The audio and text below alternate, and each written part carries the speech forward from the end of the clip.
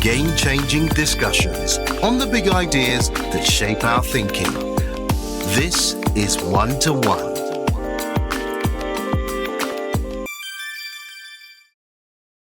From less than 500,000 phone lines to over 80 million in just 10 years, Nigeria's telecom story is nothing short of a revolution. My guest today is widely regarded as the father of modern-day telecommunications in Nigeria. With a career spanning over 4 decades, he has played a pivotal role in shaping Nigeria's ICT landscape, driving the liberalisation of its telecom sector and expanding mobile and internet access nationwide. He is currently chairman of MTN, Nigeria's largest telecommunications network. Dr Ernest Ndukwe, welcome to One2One. Thank you very much. It's a pleasure to be here. The pleasure is all mine. I assure you, the pleasure is absolutely mine, I assure you. Absolutely mine. Now, Dr. Ndukwe, you are regarded, well known, as the father of Nigeria's telecoms revolution. You oversaw Nigeria's telecom liberalisation and licensing of GSM operators. You grew active phone lines from less than 500,000 to over 80 million within a decade. You attracted billions of dollars in foreign direct investment into Nigeria's ICT sector. Here's my question. What does it mean to you to hear yourself being referred to as the father of this booming industry? And more to the point, who is Ernest Ndukwe? Tell us a bit about the man and this wonderful trajectory that's brought you here today. Thank you very much for that question. Ernest Ndukwe is an engineer by profession. I studied electronics and electrical engineering at a university I would like to regard as premier in Nigeria, University of Ife, where I did the degree. And immediately after that, as happens in those days, we had to do National Youth Service and then subsequently got employment. I started my career in a company called RCN, which is also a telecom company specialized in satellite communications until I moved to GEC Telecom. But I guess your question is centered around my involvement in government. So I was invited to head the Nigerian Communications Commission in year 2000. I actually joined the NCC in February 2000. I wasn't the first EVC of NCC. Somebody called Engineer Romantu was the first EVC. He used to be ex-Shell. And when President Obasanjo came into power, telecom was one of his priority areas. And he decided that he didn't like what had happened and they wanted some acceleration of what was going on. So he appointed somebody else, Engineer Nama, to the position of EVC. But that appointment didn't last very long. I think it was probably less than 5 months.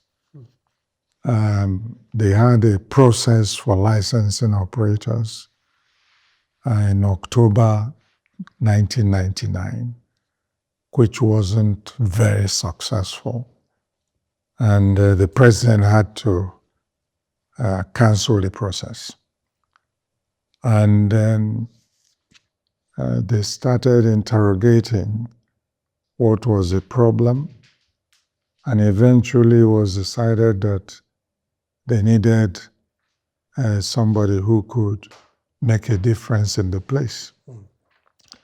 So, and that's how it fell on me to come and join the NCC.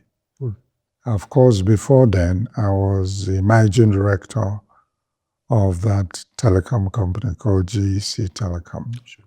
I had been MD for 11 years before this approach happened. And of course, it was a bit of a difficult decision whether to join government or not. But it can be said that I was already involved a lot in trying to see what can be done to improve telecom services in Nigeria. I was the president of Association of Telecom Companies of Nigeria called ATCON, still existing today. And during that period, we were involved in a lot of seminars which government had, organized to look at how best to improve telecom services in Nigeria. I was already very much involved in that area. And I suspect that's why I was actually thought of and invited to the NCC.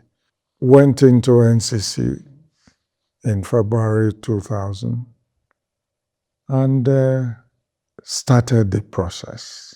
From the time I joined the NCC, like you rightly said in your intro, the number of lines in Nigeria, very small. Yeah. In fact, there were about 400,000 active subscribers, most of them fixed line. Mobile was less than 20,000 active subscribers.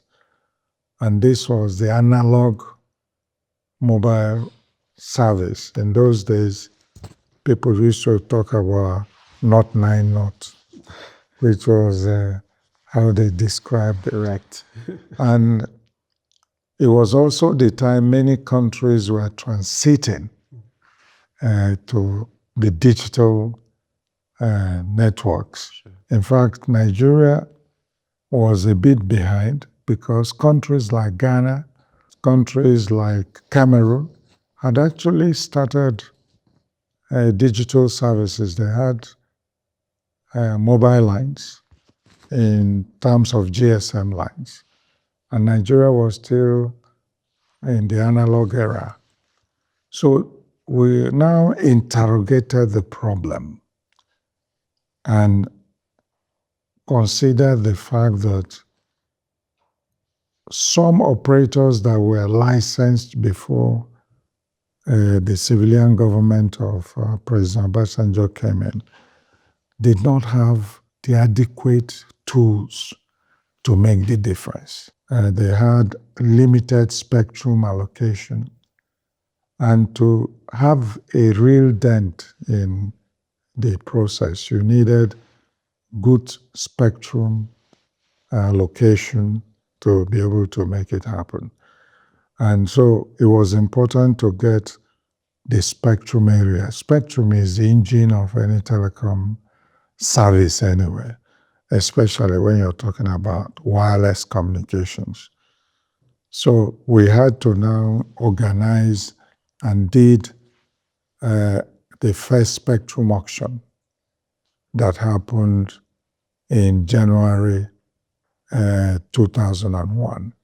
And that was very successful, very transparent, very well organized, that immediately it just transformed the landscape because we were able to license, we set out to license 3 operating companies and then reserved 1 license for the then NITO. In fact, after the auction, many heads of state were congratulating our president for what a good job done at the auction. So fast forward from that, within 6 months of that happening, the operators started rolling out services. And 6 months? 6 months. within 6 months, the first calls were made by MTN and another company called Econet. At that time, Econet eventually transformed to what is now called Airtel today. So that's basically it. And once that initial foundation was laid, the rest is from there. A lot of investment started coming in. I didn't dwell too much on the preparation for the auction because that was also very fundamental in making sure that the right operators are chosen to deliver the goods. Well, thank you for that. That's a very useful foundation you've laid for what is really a period of huge transformation in the technological trajectory of this country. But I'm very, very interested in your mindset at that point in time. It's a matter of public record that you took over as CEO of the NCC in 2000, as you have said. Nigeria had less than 500,000 lines. You confirmed it's more like about 400,000. Active lines. Not installed, active. And we're talking about an analog era here. But I'm interested in how you went from 500,000 to 80 million in a decade. And particularly, how did you convince government investors that this was worth doing? There must have been obstacles in the way. Tell me a bit about those obstacles as well. Okay, thank you very much. Definitely, there were obstacles, even from the onset.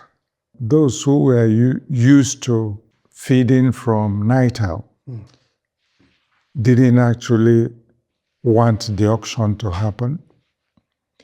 Initially, there were resistances. And luckily, like I said, we had the head of state who was very committed to making sure that we succeeded. Also, the vice president at the time was also very committed. What many people didn't know was that about a day before the auction, we got a call saying that the president had told us to suspend the auction process. Right. Everybody had gathered from all over the world, and we were at Hilton in Abuja, getting ready to take off. And president had left for an international visit, I think to Iran or somewhere. And this call came, talking about my mindset. I had decided inside me that there was no way I was going to stop the auction, because we had people from all over the world, watching. And we were actually, at the time, going to go through, we were to publish the stages of the auction as we went along, because it would lasted for about 2-3 days. And we just couldn't even think about it. Yes. Then a call was placed to the vice president, who was acting for the president at the time, that's Atiku Abubakar, that see what we had. And the VP was very resolute. He said that he was one of the last people that saw the president before he took off for his international trip, and that he never told him anything of the sort. And he just said, Ernest, you should just continue with what you're doing. Yeah. That was a very, very important move, because if that thing had been stopped at that time, it would have been a very bad day for Nigeria and in the eyes of the international community. But we now went ahead, and the auction was a huge success. Talking about my mindset, because of my training I had been MD of a multinational. I'm used to taking decisions. At least at that time, I was quite active and I knew what I'm responsible for and to whom I was responsible. And it was not too difficult deciding what to do. First of all, one of the principal successes of any business is manpower. When I got to the NCC, the staffing was not adequate. In fact, people joked at that time that we had 1.5 engineers within the NCC. Of course, we had staff, some economists, some lawyers, some people in personnel management and admin and all that. But for a company that was very technology intensive, you should have had a good retinue of technical manpower, engineering manpower. Sure. So one of the big things I needed to do was to build the staffing of the place. We set out processes. There again, I refer back to Mr. President, who we actually complained to that to build this staffing, we needed to employ people from anywhere around the world, including the private sector. Sure. And he gave his permission. He even extended it, even if you have to bring in foreigners, please do. You need to do a good job of it. Sure. So we now went ahead. The other thing is the salary for the workers in the place. The civil service pay was particularly poor, and we decided that we needed to put the staff at the NCC in a different salary scale. The reason being that if you're going to regulate people from the private sector who are usually better paid, you needed to also make sure that the people that are supervising what they're doing, who are regulating the industry, also get a fair pay that will make them concentrate on their work and not be looking elsewhere. So we also got permission to do that. So armed with those approvals, we now went ahead to look for competent staff and employed people some from the private sector, some from other government agencies, and built up the manpower requirement for the organization. And once we got that sorted, we also made sure that we embarked on a copious amount of training, both local and internationally, to equip all of us, including myself, because I was also new to the regulatory environment. As an aside, when I was looking at government, one job that I was eyeing at that time was to be MD of NITEL. Right. Because I looked at NITEL and how much it was underperforming. Sure. And it had all the potential to be a major force in the Nigerian telecom industry. Indeed. But because of the interventions by government and the staffing policies and, once you have a mentality that is not oriented towards performance and improvement in the performance of the organization, it's always a problem. So going back, I never dreamt of being a regulator before this appointment.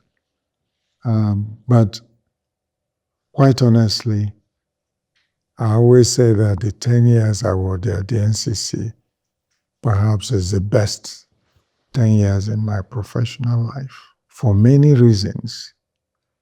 I had a first 5-year tenure as EVC of NCC. Before that, end of that tenure, or rather even in the first year or two, I wasn't calling myself a public servant. It's just like some people in politics today, when you ask them, they tell you I'm not a politician. Meanwhile, you're in politics. So when I finished my first 5 years, it was obvious to me that being a public servant was something to be proud of. Absolutely. If you're in the private sector and you're MD of a company like what I was before I joined the NCC, you're responsible to your board of directors and to your shareholders, and that's it. In the public service, decisions you make affect the whole country. Changes so many things for everybody. Absolutely. So it was such a pleasure calling myself a public servant after my first 5 years in office, because we saw the impact of what we were doing. Like you said, calling me father of telecom revolution in Nigeria. I couldn't have done that from the private sector. It wasn't possible. But certain things you do while in public service could change so many things for the country. Absolutely. And that's why I am so particular about what our public servants do in this country. Many of them should realize how important the position and the trust they hold is to the development of this country. Absolutely. And it's not a time to start looking at selfish pursuits, but what can you do to enhance the development of the country? So that helped me, because coming from the private sector, because I wasn't really being dictated to when it comes to decision making, I carried it on to the public service role I was playing. So I was bold to take that certain decisions. Of course, I had a good cover politically because of I had a chairman, bless his soul, Ahmed Joda, who was particularly close to President Obasanjo, and they were friends before he was appointed to the NCC as chairman. So access to the president was quite easy through him. And of course, he was such a great guy. He didn't interfere in what we were doing in terms of executive management of the NCC. He sat on a board professionally and protected us when we needed it. So armed with those things, it was so important. That's why anybody that does not have that kind of cover, because political cover is very important for people who are in major public service appointments. If what you do is not recognized and appreciated, and you're left alone to do it if you're doing a good job, then it becomes a problem. When you talk about mindset, I've already talked about what my mind was, boldness in taking decisions, being able to have the right backup staff that will help you, and making sure that you employed people based on merit rather than just picking people from any friends or any part of the country. Those were very important in building a very strong regulatory agency. And that is what has helped even the NCC survive up till today, because it had a strong foundation in terms of staffing and training of staff. Even up till today, we still have a very good crop of regulators who are still in the NCC up till today. In fact, to be honest with you, there was a time somebody was suggesting that some of us that worked in the telecom regulatory space should actually move to the power space to help build up the industry. But all that is required is honesty of purpose, doing things the right way, and things will work out well. After I left NCC, many people came to me, Abin and Neat, telling me that they got licenses without even knowing who I was. You set the standards, set the parameters. People who met the parameters got what they were applied for. It was open, transparent, and we insisted on that all the time.